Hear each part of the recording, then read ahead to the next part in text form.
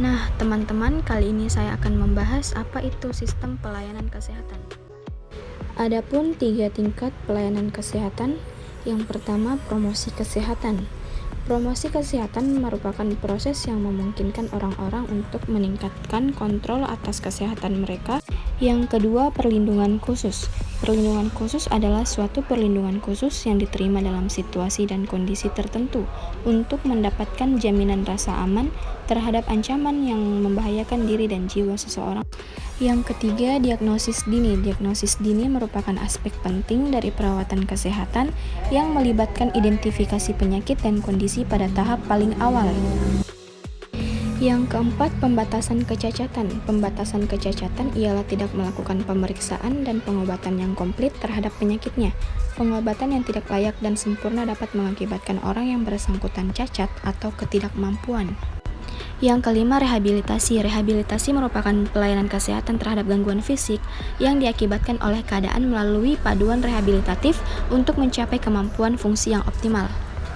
Bentuk sistem pelayanan kesehatan ada puskesmas yang terdiri dari subsistem di puskesmas, yakni gizi, kesehatan ibu dan anak, kesehatan lingkungan, P2M, promosi kesehatan, dan bagian pengobatan. Adapun suprasistem yakni dinas kesehatan, rumah sakit, klinik swasta, dan pengobatan tradisional atau keluarga. Yang kedua, pos kesehatan terpadu, yaitu suatu bentuk keterpaduan pelayanan kesehatan yang dilaksanakan di suatu wilayah kerja pada puskesmas.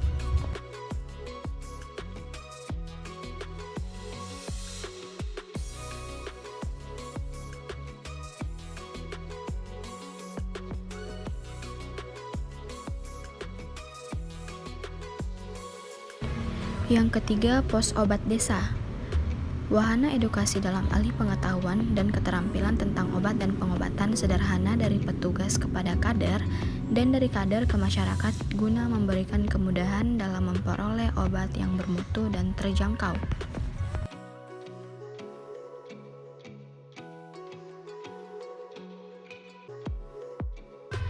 Ada juga pondok bersalin, yaitu salah satu bentuk partisipasi atau peran serta masyarakat dalam menyediakan tempat, pertolongan persalinan dan pelayanan kesehatan ibu dan anak, keluarga berencana dan lokasinya berada di desa.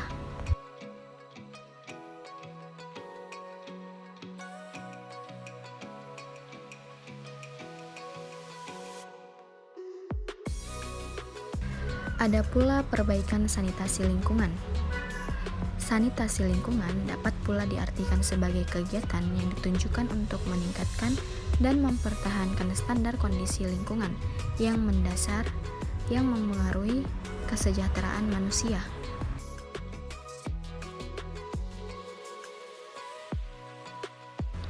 Nah, teman-teman, adapun syarat pokok pelayanan kesehatan. Yang pertama, tersedia. Yang kedua, mudah dicapai. Yang ketiga, dapat diterima. Dan keempat, mudah dijangkau.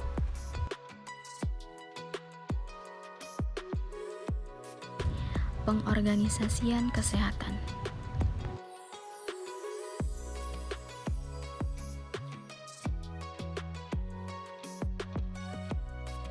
Secara umum, organisasi merupakan suatu proses mengatur sumber daya manusia dan sumber daya lain.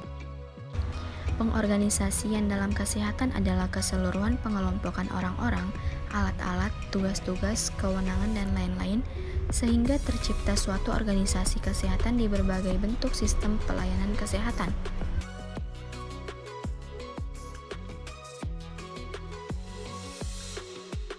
Nah, teman-teman, adapun prinsip pokok organisasi yang pertama yaitu organisasi harus mempunyai tujuan yang jelas. Kedua, prinsip skala hierarki. Yang ketiga, prinsip kesatuan perintah. Yang keempat, prinsip pendelegasian wewenang. Yang kelima, prinsip tanggung jawab. Yang keenam, prinsip rentang pengendalian. Yang ketujuh, prinsip fungsional. Yang kedelapan, prinsip pemisahan. Yang kesembilan, prinsip keseimbangan. Dan yang terakhir, prinsip kepemimpinan dan fleksibilitas. Unsur-unsur pokok pengorganisasian. Hal yang diorganisasikan yang pertama pengaturan berbagai kegiatan yang ada dalam rencana pelayanan kesehatan sehingga terbentuk satu kesatuan yang terpadu.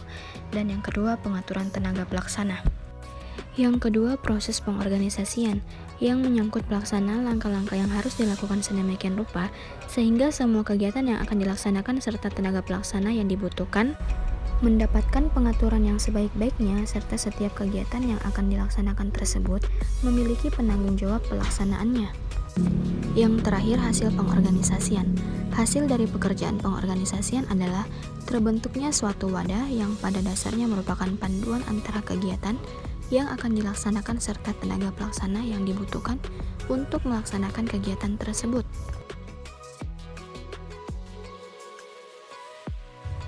Ada beberapa wewenang organisasi, yaitu wewenang lini, wewenang staf dan lini, dan wewenang staf.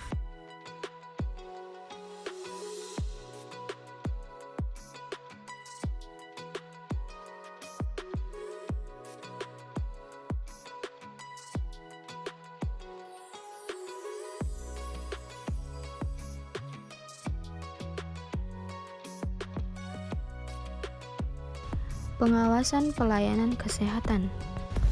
Pengawasan merupakan suatu proses yang menentukan nilai untuk suatu hal atau objek yang berdasarkan kepada acuan-acuan tertentu dan untuk menentukan tujuan tertentu. Moker mengartikan pengawasan sebagai suatu usaha sistematik untuk menetapkan standar pelaksanaan dengan tujuan-tujuan perencanaan, merancang sistem informasi umpan balik, membandingkan kegiatan nyata dengan mengukur standar yang telah ditetapkan sebelumnya, menentukan dan mengukur penyimpangan-penyimpangan, serta mengambil tindakan koreksi yang diperlukan untuk menjamin bahwa sumber daya organisasi dipergunakan dengan cara yang paling efisien dan efektif dalam pencapaian tujuan-tujuan organisasi.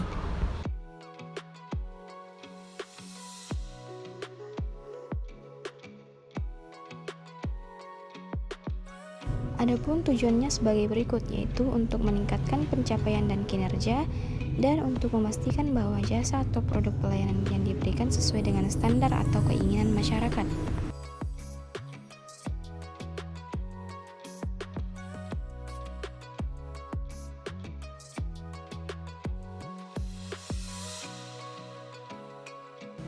Manfaatnya yaitu mengetahui sejauh mana program sudah dilakukan oleh staf.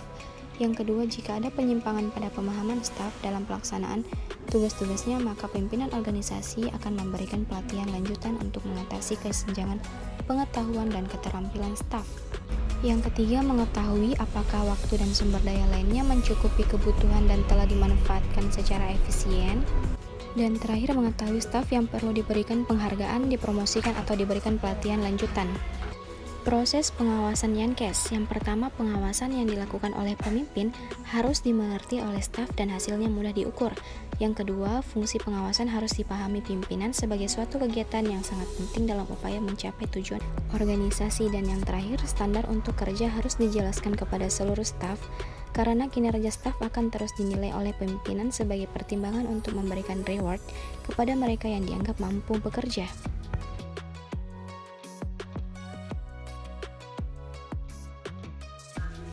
Jenis-jenis pengawasan, ada pengawasan fungsional atau struktural, pengawasan publik, dan pengawasan non-fungsional.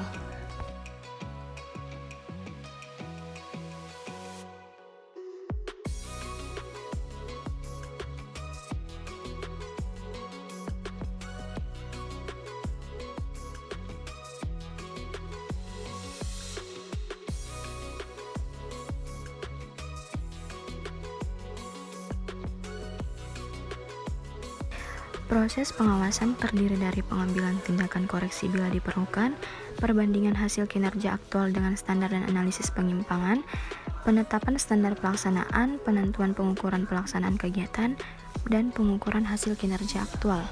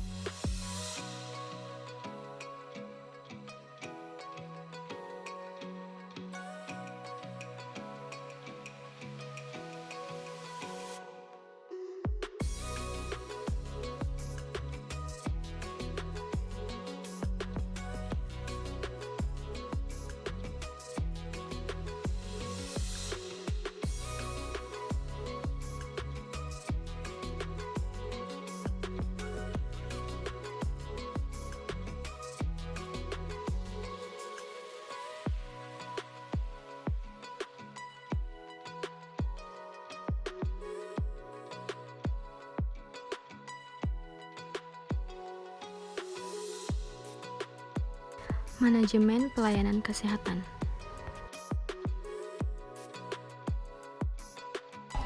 Mekanisme menyusun program pelayanan kesehatan. Yang pertama, identifikasi masalah. Yang kedua, menetapkan prioritas. Yang ketiga, penentuan tujuan. Yang keempat, penyusunan dan perencanaan program.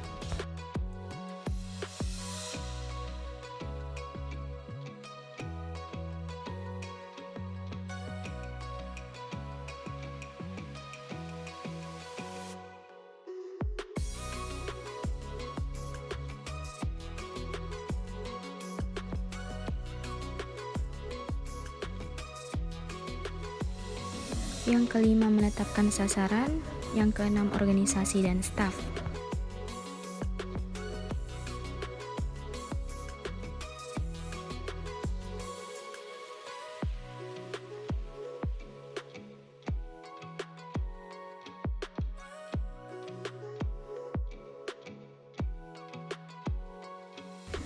Yang ketujuh, rencana anggaran. Dan yang kedelapan, rencana evaluasi.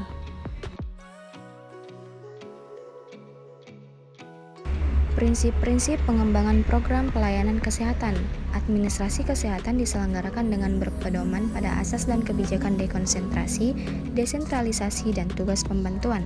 Informasi kesehatan mencakup seluruh data yang terkait dengan kesehatan, baik yang berasal dari sektor kesehatan maupun dari berbagai sektor pembangunan lain. Akses terhadap informasi kesehatan harus memperhatikan aspek kerahasiaan yang berlaku di bidang kesehatan dan kedokteran.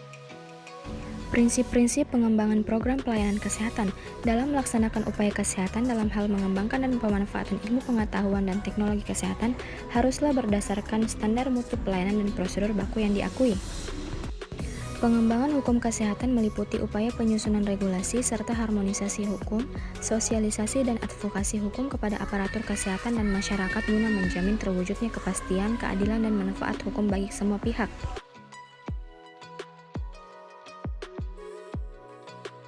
Pengertian mutu pelayanan kesehatan. Mutu pelayanan kesehatan adalah derajat kesempurnaan pelayanan kesehatan yang sesuai standar profesi dan standar pelayanan dengan menggunakan potensi sumber daya yang tersedia di rumah sakit atau puskesmas secara wajar, efisien, dan efektif, serta diberikan secara aman dan memuaskan sesuai norma, etika hukum, dan sosial budaya, dengan memperhatikan keterbatasan dan kemampuan pemerintah serta masyarakat konsumen.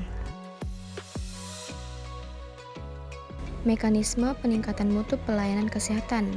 Yang pertama, menentukan pelanggan. Yang kedua, mengevaluasi kinerja produk saat ini dan mengembangkan infrastruktur.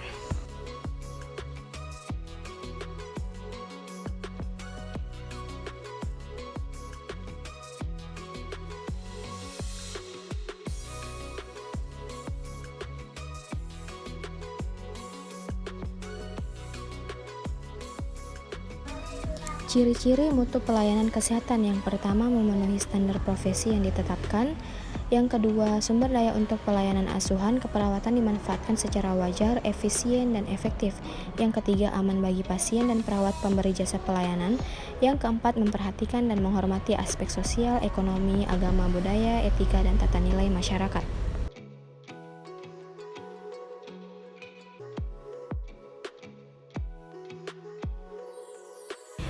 Persyaratan peningkatan mutu pelayanan.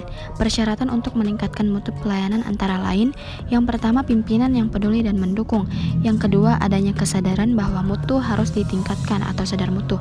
Yang ketiga, tenaga keperawatan disiapkan melalui peningkatan pengetahuan, sikap perilaku, dan keterampilan dengan cara program diklat. Yang keempat, perlengkapan dan lingkungan mendukung. Yang terakhir, adanya standar.